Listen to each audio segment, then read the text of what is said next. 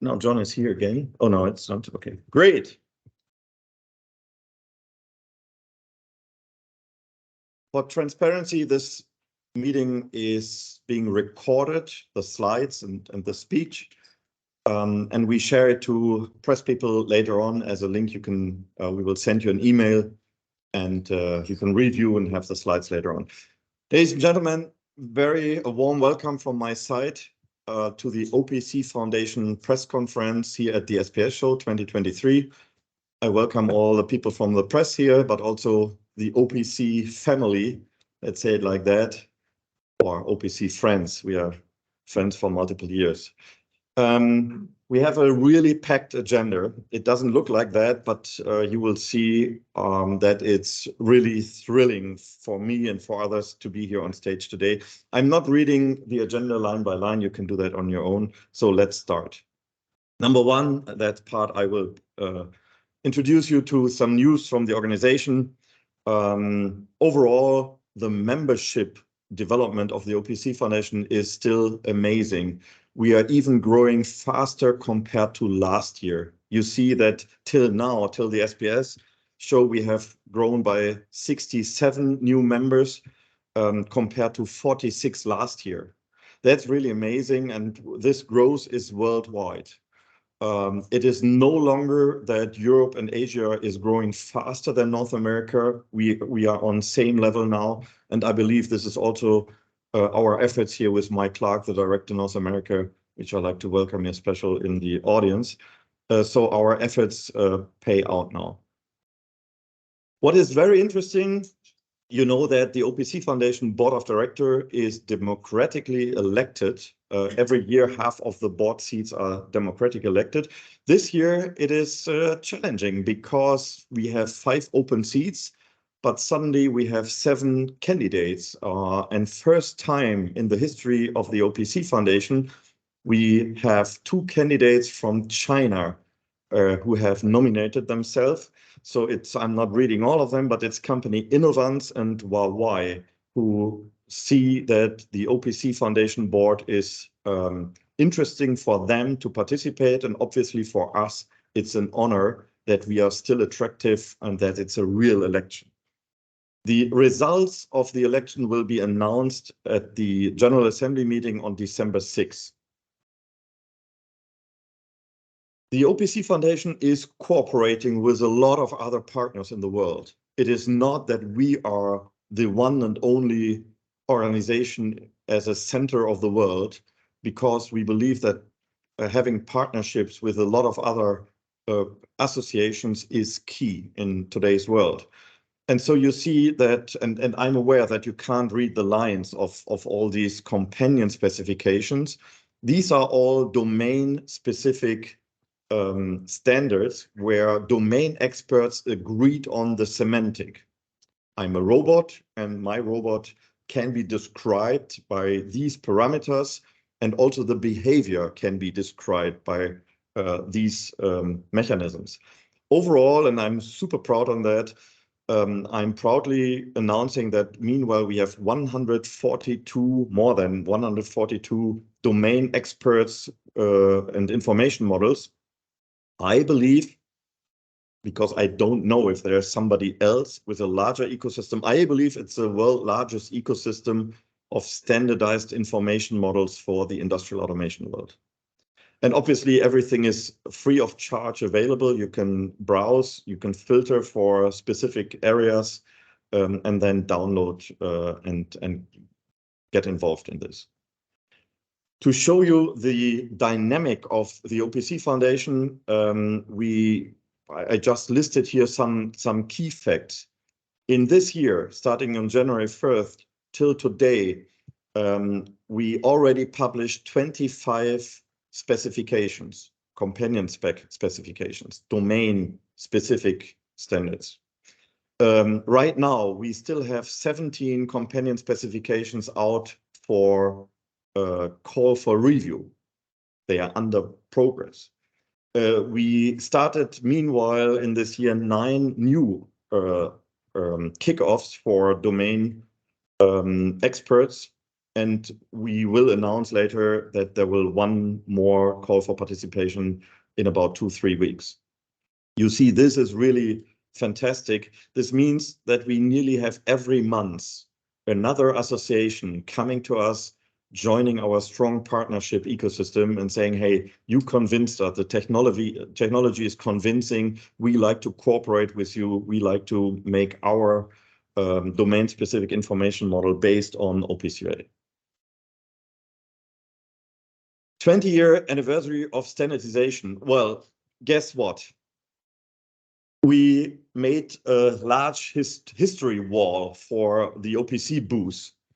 And we started with that pretty late, 2 weeks before the show. And while doing this and collecting all the facts and information and putting them on this wall, we figured out, in 2003, on November 3rd to 7th, it was the first OPC UA working group meeting in the world. Honestly, I don't know where it was. Maybe somebody can tell. Mike knows. In where? In Dallas, Texas. And somebody should make a note, and we optimize this for the next show. And I guess there are a lot of other topics missing. So we thought it's time to celebrate 20 years of standardization.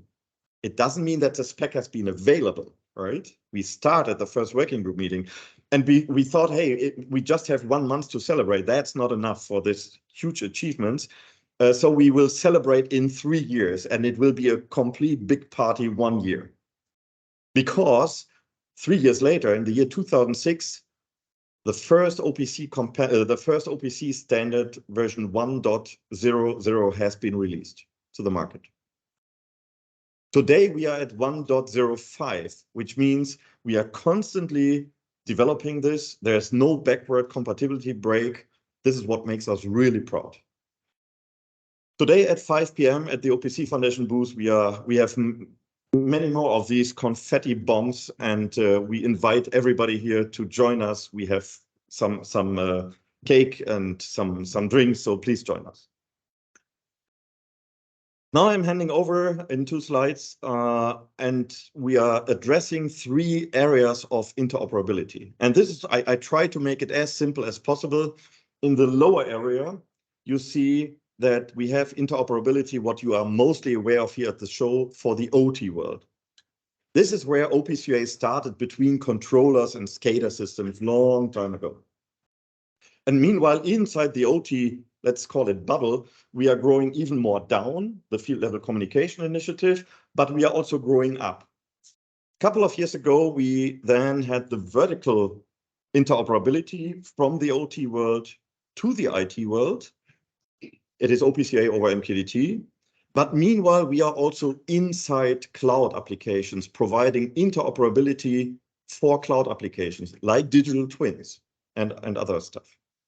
So for us, a dream becomes reality that we have one harmonized solution which fits perfectly for OT and IT world, because before both camps only did their own stuff. And OPC UA is really designed by experts from both areas to have one modeling language, a very flexible, extendable transport, and built-in security. These are the 3 core components of OPC UA. And all the rest I talked before already is our large ecosystem with openness of spec and sample code and access to lab and the over 142 standardized domain models and so on. And we have file transfer since 2013 and the REST interface since 2016. And this introduction should open your mind a little bit that you not only see OPC UA as a last mile for assets. So looking to the next slide, you see that this huge OPC UA tools and functionalities, you do not have to use them always in every place, in every server, in every application. It's like a Swiss knife. If you like to have the full functionality in a PLC, well, then take the big Swiss knife with all functionalities, companion spec, historical data, alarms, and so on and so on. Yes, great. But maybe in a PLC, you might not add a REST interface, but for edge devices acting as a gateway, you might add MQTT and TCP and UDP, but maybe no TSN. I don't know. It's just some ideas. And for interoperability in cloud applications and data space digital twins, you definitely not have UDP and TSN, but you definitely have a REST interface and OPC UA over MQTT and file transfer. So OPC UA is scalable. That's my message here. And this is what we have to educate and tell the world in a much better way. I agree on that. So as you see now on the agenda, we have exactly these three levels: OPC UA in cloud, OPC in OT to IT, and OPC in OT. We are going now from the cloud down to the field. And the reason we go down from the field is that our main announcement is this time in cloud areas. And this is why we like to promote the more important stuff at the beginning.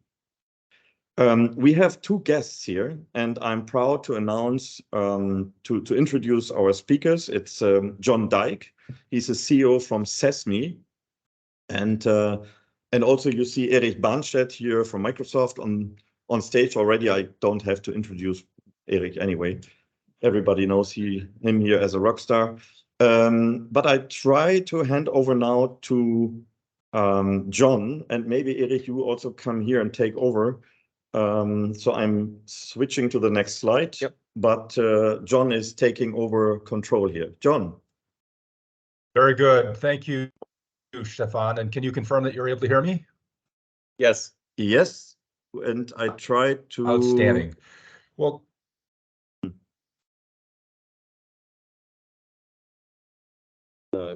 no. There must be another picture. Wie finde ich den jetzt? Mach mal nach links.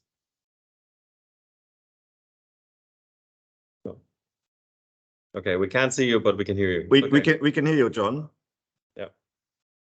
Well, that's probably just as well. So thank you for the opportunity to be with you virtually today. My name is John Dyck, the Chief Executive Officer of CESMII, which is the Clean Energy Smart Manufacturing Innovation Institute here in the US, and we refer to ourselves as the home of smart manufacturing, funded by the federal government and a great consortia with manufacturers, integrators, technology providers, machine builders, and academia trying to advance the cause of smart manufacturing. And this is clearly not a national initiative. This is truly a global initiative. Our vision here is to accelerate adoption of smart manufacturing through the democratization of these capabilities, is to reduce cost and complexity. And in our analysis, the most alongside all of the education and training that we're investing in is this notion of interoperability.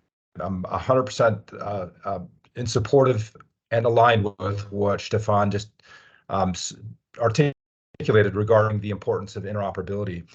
And so when we began our analysis 4.5 years ago to find the best manufacturing modeling language to build intelligent profiles of manufacturing processes and equipment, we found 4.5 years ago that OPC UA was the best modeling language, period, for manufacturing. We did another analysis 6 months ago and came back and just reaffirmed the choice that we'd made, stating officially that the OPC UA Part 5 specification was still the best modeling language for manufacturing processes and equipment. And so that's what we've been investing in to enable interoperability through smart manufacturing profiles, which are based fully on the Part 5 OPC UA Part 5 specification.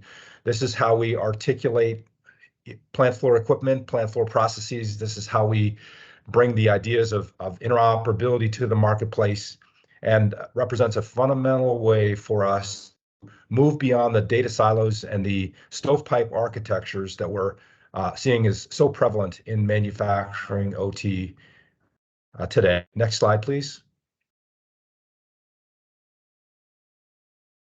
As I mentioned before, I'll just articulate briefly that this is not something that any one manufacturing region owns. This obviously has to be a global initiative. And so we've been very intentional in working with our counterparts in Germany and in other manufacturing regions to ensure that we stay harmonized with all of the different interoperability activities and initiatives globally. And so we've been working with the OPC Foundation. Obviously, we jointly led a joint working group with the OPC Foundation to build an open specification to store these information models and what's now called the cloud library that formed the foundation for our marketplace, smart manufacturing marketplace, where we bring these information models to the marketplace, working with VDMA, with MT Connect, with our friends at the Platform Industry 4.0. But we've also invested in a number of profile converter tools for technology providers around the world that have obviously their own model builders, but that also could contribute to these profiles, to this library of profiles, rapidly growing library of profiles, which end up in the cloud library and with our marketplace as a front end to have either machines access this portfolio of profiles of information models, or have human beings use them and then use various tools to extend and refine them going forward. So I'll close just with this, that we believe this is how we bring OT and IT together. This is real OT-IT convergence. We're committed to interoperability via profiles, fundamentally modeled using OPC UA. With that, Erich, I'll hand the floor to you. Thank you, John. So what we worked with CESMII together with the OPC Foundation and CESMII was actually to take the standard called Asset Administration Shell, which is an invention of the Platform Industry 4.0, and integrate for the first time an OPC UA companion specification, an OPC UA information model into the Asset Administration Shell, and to use it to model the data that is in an Asset Administration Shell. Together with CESMII, we've taken a CESMII demonstrator that we helped launch the Manufacturing X initiative with 3 weeks ago, and we remodeled that same information, that digital product passport, with OPC UA. So the Asset Admin Shell is really a vendor-neutral data sharing service for the supply chain. So now for the first time, you can also use OPC UA to model your data that you want to send to your customers along your supply chain. What we've done specifically is we've taken two of the so-called submodels of the Asset Admin Shell, modeled them with OPC UA, turned them into a smart manufacturing profile, uploaded those smart manufacturing profiles to the CESMII cloud library, and then modeled the same asset that we had 3 weeks ago. It's a roll of paper that was produced by a university in the United States, and to model the digital product passport of that roll of paper that was produced with OPC UA. So really the innovation here is that we can include the ecosystem that OPC UA had built over the last 20 years and all the tools that come with it to model something that will probably become EU legislation in the next few years, the digital product passport. So people don't need to learn a new modeling language. They can use their existing tools. And if you're building a machine, it's very simple to also create an Asset Admin Shell and therefore a digital product passport for that machine now using the same modeling tools that you're already using anyway. And with that, back to Stefan. Well, first of all, my thanks to John here, waking up here. You're at the West Coast, I assume. So thank you very much for joining us here today. And obviously, thank you very much for Erich. I believe in Germany, there are maximum 5 people, maybe even just 4, really understanding all the results of consortia and Asset Shell and OPC UA and other an Industry 4.0 platform and bringing that together. Erich is definitely one of them. So we are proud to have him here. Thank you, Erich.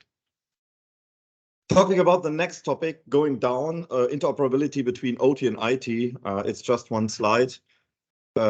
We thought we exactly need one IEC standard to support multiple vendor cloud solutions. We started this showing, well, the standard OPC UA over MQTT PubSub has been published in February 2018, but we started here at the SPS show 2021 with exactly 2 OT companies, and maybe because it's just 2, I can name them. It's Beckhoff and Siemens, both are on the board of director, and it was 1 IT company, and I don't know why I didn't name that. They are also on the board of director. Obviously, it was Microsoft. I will add that before I share the slides. Sorry, Erich. And the next year, 2022, we already had 18 companies supporting OPC UA PubSub over MQTT out of the device, out of the controller, directly to these dashboards without any conversion in between. And we had 2 IT companies, also AWS joined this demo. This year, we have a dramatically increase of controllers. Now we have 53 companies supporting this. Still 2 IT companies, but cross fingers.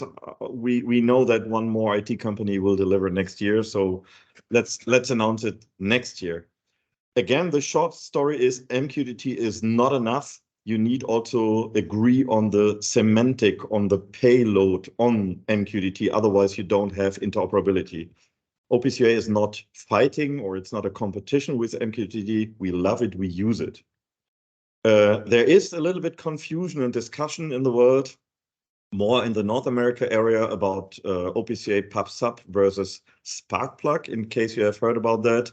And there's a lot of wrong messages and comparisons. And definitely, we are happy that there has been a very neutral content now available. It has been published on automation.com. They're comparing these in depth. And there are also other information you'll find on the web where they did a real nice comparison on technical facts and not on rumor and emotions. The next level, bubbling down OPC UA interoperability on field level. You know that we started the OPC, the field level communication initiative, exactly in this room. We announced it 5 years ago. Peter, you also have birthday here, a small birthday with 5 years, right? A good one, right? And it is amazing because we have 26 international automation companies joining this, and they delivered meanwhile. So they have phase number 1, goal number 1, and this has been completed. So to exchange horizontal data, controller to controller, the specifications, all of the specifications are released. The certification efforts are finalized, and so we are expecting products mid next year. And we delivered meanwhile 3 of these demo vaults, what you see on the pictures, to all regions in the world, in North America, here in Europe, what you see on our booth, and also in Asia. And it shows exactly controller to controller, but also OPC UA safety, which is released, and OPC UA over 5G as a demonstrator. Really amazing.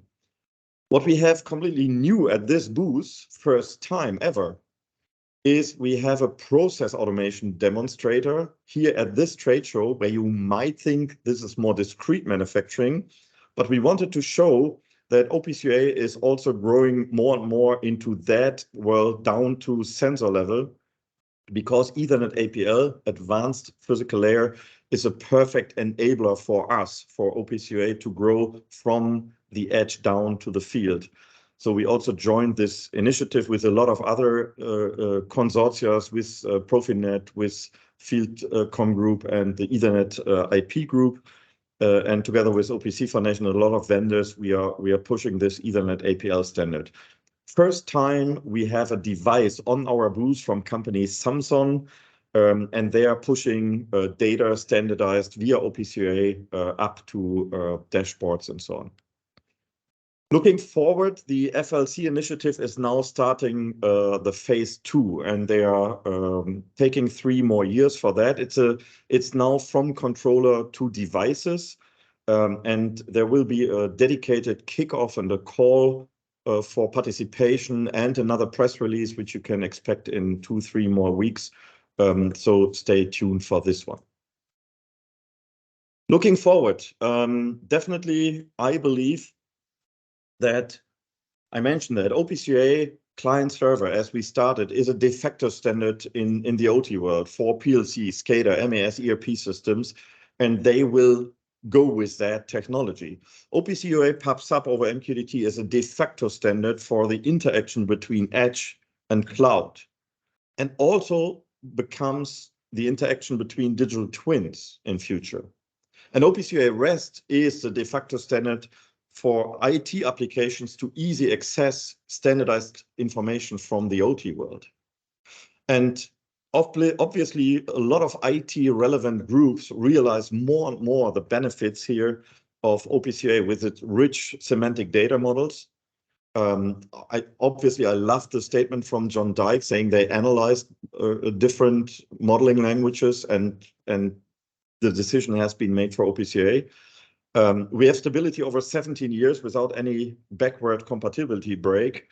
The ecosystem has open source sample code, but also a lot of toolkits, commercial toolkits, which guarantee you a jump start.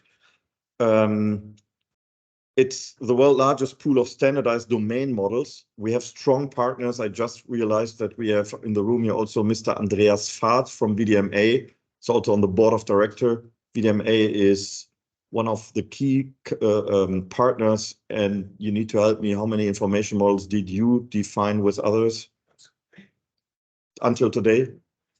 98. Well, if you did 98, then I have to increase my number here because that doesn't fit any longer. Okay, lesson learned. Thank you, Andreas, and welcome here. But important for standardization is not only doing the standard and seeing the market, it is also important to have a legal protection umbrella, and this is what we deliver. So as a summary, I believe that OPC Foundation is more and more growing into interoperability for cloud applications because we have all the puzzle pieces in our pocket for data spaces, for digital twins, and OPC UA will grow into cloud, definitely. With this, I have the honor to announce that Mr. Mike Bryant is retiring from his job as a secretary of the OPC Foundation. He's running his own business with huge success. Obviously, he's not retiring from that. And maybe we can run a little bit over time here. Mike, come on, please, on stage, because I really want to have a short statement from you. And that's hard. What is the most thrilling part, or what was the enjoyment for 22 years? And you have to speak it in this microphone, otherwise nobody gets your face recorded here. Perfect. And by the way, if I look to that picture, you look really young. And I thought when I copied from LinkedIn, why is he retiring, right? Come on. Well, thank you, Stefan. It has been, in my own words, one heck of a ride for the last 22 years. It all started in Houston, Texas, in 2001, literally on 9/11, if you remember the 9/11 story. And that was the day I interviewed with the OPC Foundation board to take this job. And 1 month later, I had the job. And so I've been in the job for 22 continuous years.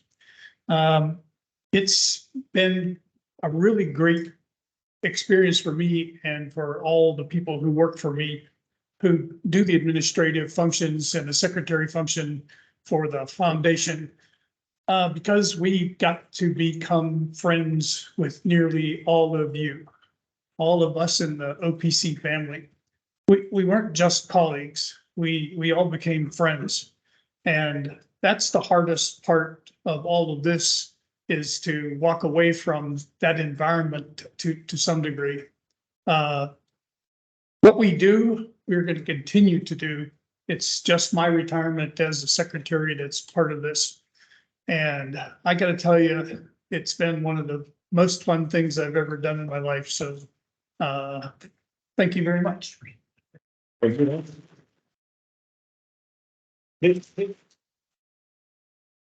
Please stay here for a while because it's just one more slide and then we do a group picture. So just stay here. I like to second this. We became friends and take care on each other because am I allowed to share that story? Yes. Yeah. When I traveled as a very young engineer at that time for Beckhoff, I traveled exactly to Houston in 2001 to that conference. And I was in the plane the day before and I was sleeping in the night. The next day I took a taxi and said, hey, go to the conference. And the taxi driver was totally nonsense talking, a plane crashed in FBI and there's no conference and you are not able to leave home and so on. I said, oh, okay. Everything was true, as we know. So I tried to get back, and I was trying to catch a bus, and I was completely confused. Where should I go? Which bus? And I entered, and I didn't know anybody, but somebody said, "Hey, Mr. Hoppe, you are on the right bus. Everything is fine. I will take care of you." I didn't know that person at that time, but it was Mike. That's how we first time run into each other, right? And for the last 22 years, he took care of the OPC Foundation. But when I bubbled up as a president of the OPC Foundation, he was guaranteeing stability in the background. And I believe that's really important. And that's also my personal thank you, but definitely also from all the members. Stay here for a while. We just have one slide. Yeah.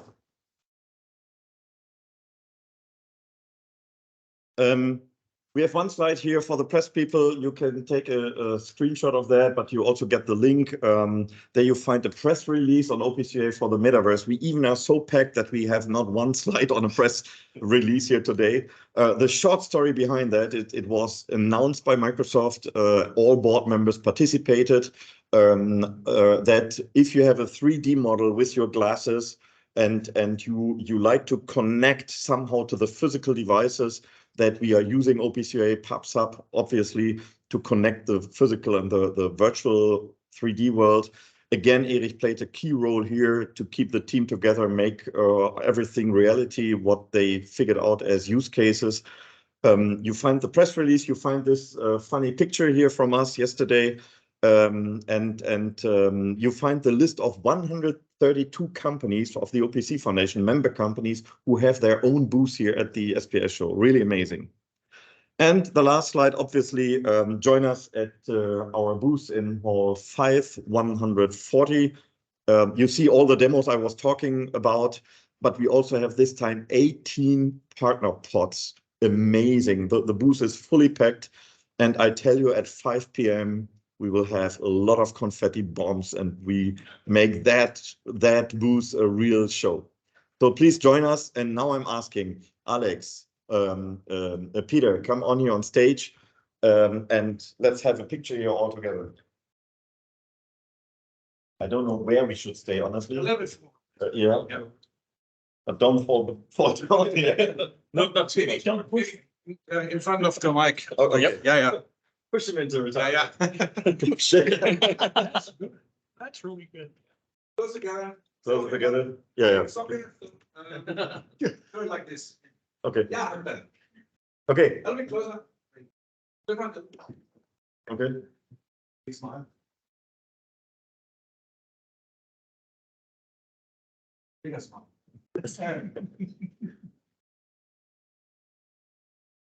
Thank you so much. Ladies and gentlemen, thank you so much for your time. We are still here a little bit for questions, but we like to thank you for being here. Other questions, obviously. Feel free. One question.